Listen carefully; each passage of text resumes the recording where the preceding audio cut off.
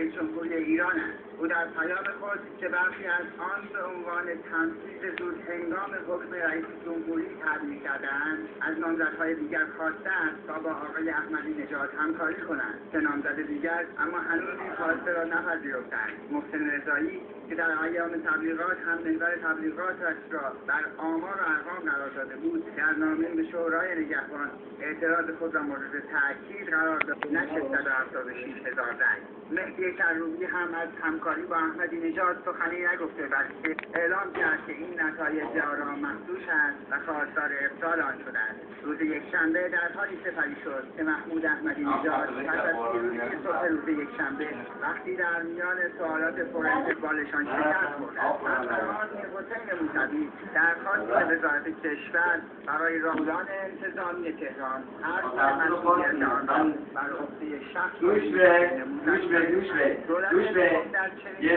اعلام کرد.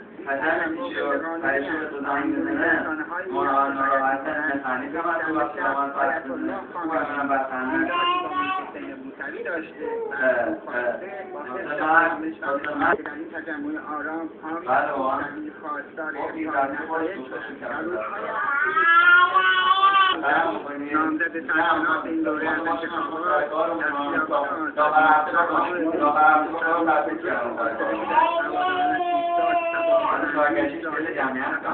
گفت که مردم ما به دنبال احترام به حق خودشان هستند و او از حق مردم کوتاه نمی‌آید. آقای موسوی همیشه این رئیس صدا اجتماعی ایران است، از تیراندازی